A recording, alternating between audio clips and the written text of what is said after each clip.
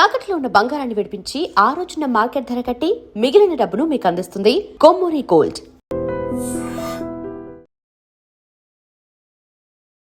నమస్కారం, welcome to iDream media. నేను మీ సంగీత. ఒక వ్యక్తిని చంపితే అది హత్యగా పరిగణిస్తారు.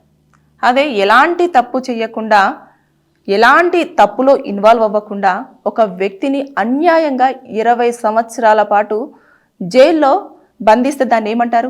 ఇక దాన్ని హత్యతో కూడా కాదు, చాలా ఘోరమైన నేరంగా పరిగణించవచ్చు. మనం ఈరోజు ఒక కేసు కోసం మాట్లాడుకోవట్లేదు, మన కళ్ళ ముందే నాశనమైన ఒక జీవితం గురించి మాట్లాడుకుందాం. ఉత్తరప్రదేశ్లోని లలిత్పూర్కి చెందిన ఒక వ్యక్తి పేరు విష్ణు తివారీ.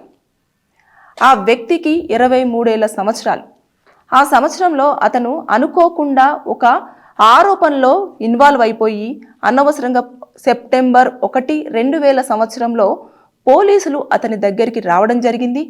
నువ్వు ఒక తప్పు చేశావు అని చెప్పేసి పోలీసులు అదుపులోకి తీసుకున్నారు. నేనేం తప్పు చేశాను, నాకు ఎలాంటి తప్పులో ఇన్వాల్వ్మెంట్ లేదు, అసలు నేను ఎలాంటి తప్పు చేయలేదు అని చెప్పేసి ఎంత మొరపెట్టుకున్నా పోలీసులు వినలేదు. అదేవిధంగా సొసైటీ కూడా అతన్ని నమ్మలేదు. పోలీసులు ఎందులో అరెస్ట్ చేశారు? అతన్ని ఒక అత్యాచారం కేసులో అరెస్ట్ చేయడం జరిగింది. ఇంకా అరెస్ట్ చేసిన వెంటనే అతన్ని తీసుకెళ్లి ట్రయల్ కోర్టులో ప్రజెంట్ చేశారు. అప్పుడు విష్ణు తివారీ చాలా వరకు పోరాడాడు. ఏంటంటే, నేను ఎలాంటి తప్పు చెయ్యలేదు, నా మాట నమ్మండి, నాకు ఎలాంటి ఇన్వాల్వ్మెంట్ లేదు అంటే అతని మాటకు అక్కడ 0% వాల్యూ, అసలు ఎలాంటి వాల్యూ లేదు. వెంటనే ట్రయల్ కోర్టు ఏం చేసింది? అతనికి దోషిగా నిర్ధారిస్తూ జీవిత ఖైదును విధించింది. అప్పుడు అతనికి ఎంత సంవత్సరాలు? 23 సంవత్సరాలే. సరే, అతను ఏం చేశాడు? నేను ఎలాంటి తప్పు చెయ్యలేదు, నేను ఎలాగైనా సరే నిరూపించుకోవాలి అన్న ఉద్దేశంతో హైకోర్టులో అతను ఒక పిటిషన్ దాఖలు చేసుకున్నాడు.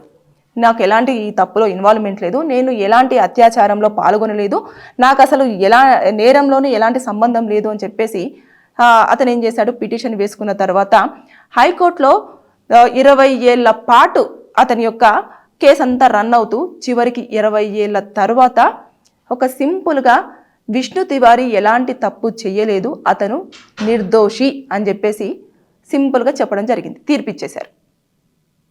ఇక్కడ 20 ఏళ్ల జీవితం అతను జైలు గోడల మధ్య గడిపాడు.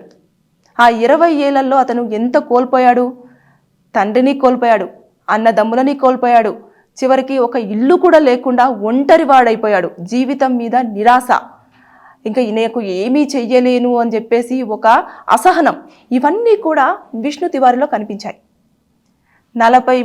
అతనికి 23 సంవత్సరంలో జైల్లో అడుగు పెడితే అతనికి 43 సంవత్సరాలు వచ్చిన తర్వాత అతను జైలు నుంచి బయటికి రావడం జరిగింది. వచ్చేసరికి మొత్తం చేంజ్ అయిపోయింది. ఎవరూ లేరు, ఒంటరివాడైపోయాడు. ఎవరితో కలుద్దామన్నా, ఎవరితో మాట్లాడదామన్నా కూడా అక్కడ మనుషులు కరువైపోయారు. అతను బయటకు వచ్చిన తర్వాత అతన్ని చూస్తే జుట్టు నెరిసిపోయి, ముసలివాడైపోయి, అనారోగ్యంతో చాలా దీన స్థితిలో కనిపించాడు. అతను చెప్పిన మాటలు కూడా చాలా హృదయ విదారకంగా ఎంతో మంది యొక్క హృదయాలను కలిచివేసింది. నేను గతంలోనే ఎన్నోసార్లు చెప్పాను, నాకు ఎలాంటి సంబంధం లేదు, నేను ఎలాంటి తప్పు చేయలేదు, నన్ను నమ్మండి అని చెప్పేసి అన్నా సరే వినిపించుకోకుండా నన్ను ఇలా నా జీవితాన్ని నాశనం చేయడం జరిగింది అని చెప్పేసి ఎన్నోసార్లు బాధపడ్డము. అదేవిధంగా బయటకు వచ్చిన తర్వాత కూడా అతని మాటలు కూడా చాలా బాధాకరంగా ఉన్నాయి. ఇక్కడ అతను కోల్పోయిన 20 ఏళ్ల జీవితాన్ని ఆ తెల్ల కాగితం మీద సింపుల్గా రాశారు కదా, మీరు నిర్దోషి అని చెప్పేసి. ఆ 20 ఏళ్ల జీవితాన్ని తిరిగి తీసుకురాగలదా? తర్వాత అతను చెయ్యని తప్పుకు దోషిగా పరిగణిస్తూ అరెస్ట్ చేసడము, తర్వాత ఖైదీగా చూపించడము, ఇవన్నీ చేశారు కదా, వారేమైనా రెస్పాన్సిబిలిటీ తీసుకుంటారా అతని జీవితానికి సంబంధించి? ఆ 20 ఏళ్ల జీవితంలో అతను ఎన్ని సాధించేవాడో, ఉద్యోగం, తనకంటూ ఒక జీవితము, ఒక కుటుంబము, ఒక ఇల్లు, ఒక మంచి పొజిషన్లో ఉండేవాడేమో. దాన్నంతా కోల్పోయి ఏమీ లేకుండా ఒంటరివాడైపోయి రోజు ఏడుస్తూ కూర్చోవలసిన పరిస్థితి చోటు చేసుకుంది. ఇక్కడ తప్పెవరిది? ఎవరిని మనము తప్పుగా చూపించవచ్చు? ఎవరి తప్పిదం వల్ల ఇలా జరిగిందని చెప్పేసి అనుకోవచ్చు? ఇది ఒక విష్ణు తివారీ జీవితంలో జరిగిన సంఘటనే కాదు. మనం గతంలో కూడా 2-3 కేసులలో చూసినప్పటికీ కూడా వారు సంవత్సరాలు తిరిగిన తర్వాత నిర్దోషి అని చెప్పేసి ఒక్క చిన్న పదం బయటకు వస్తుంది. ఆ లోపు వీరు కోల్పోవలసిన జీవితం అంతా కూడా కోల్పోతారు. మాటలు పడాల్సినవన్నీ పడుతూ ఉంటారు. వాళ్ళ కుటుంబం, ఒకవేళ కుటుంబం ఉండేది ఉంటే కుటుంబం కూడా ఎన్నో మాటలను ఎదుర్కొని ఉండాలా చనిపోవాలా అన్న చెప్పేసి అనే ఒక సందిగ్ధంలో కూడా బ్రతుకుతూ ఉంటారు. ఇలాంటివన్నీ కూడా చోటు చేసుకుంటాయి. మనము ఇది బయటకు వచ్చిన తర్వాత అతన్ని చూసిన ప్రతి ఒక్కరు కూడా చాలా బాధపడ్డారు. కానీ ఏం చేస్తారు? అదే ఒకటి ఉంటుంది కదా, మనము 100 మంది దోషులు తప్పించుకున్నా పర్వాలేదు కానీ ఒక నిర్దోషికి మాత్రం శిక్ష పడకూడదు అన్న నినాదంతో కోర్టులు పనిచేస్తూ ఉంటాయి అని చెప్పేసి అంటారు కదా. ఇక్కడ నిర్దోషి ఇన్ని సంవత్సరాల పాటు జైలు జీవితం గడిపాడు కదా, అతని జీవితాన్ని మళ్ళీ తిరిగి ఇవ్వగలదా? మనం ఏమైనా చేయగలమా? అతని వయసుని తీసుకురాగలమా? అతనికి ఒక ఉద్యోగాన్ని ఇప్పించగలమా? అతని యొక్క ఆరోగ్య పరిస్థితిని మెరుగుపరచగలమా? ఎవరిది అసలు ఇక్కడ? ఎవరు దీనికి రెస్పాన్సిబిలిటీ? ఇక్కడ ఎవరిని దోషులుగా మనము పరిగణించవచ్చు? సొసైటీయా, పోలీసులా, కోర్టులా, చుట్టూ ఉన్న మనుషులా, లేకపోతే ఎవరు? తప్పు చెయ్యలేదు అని గొంతెత్తి ఎంత పెద్దగా అరిచినా సరే అక్కడ ఎవరు పట్టించుకోలేదు. తీసుకెళ్లారు, జైల్లో కూర్చోబెట్టేశారు.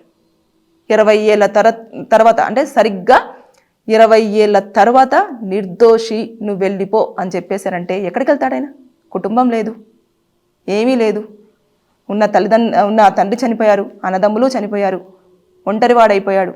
ఎక్కడికి వెళ్ళాలి? అతని జీవితం ఇప్పుడు ఒక ప్రశ్నార్థకంగా మిగిలింది. ఎవరి వల్ల?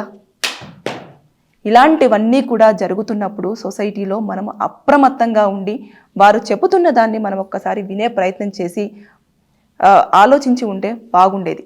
ఇలా విష్ణు తివారీ ఇలా అయిపోయేవాడు కాదేమో.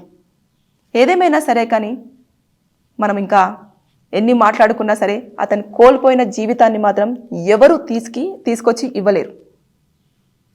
దీనిపైన మీ యొక్క స్పందన తెలియజేస్తారని నేను కోరుకుంటాను. Thank you. నిజంగా ప్రస్తుతం ఉన్నటువంటి సమాజం దేనికి ప్రయారిటీ ఇస్తుంది?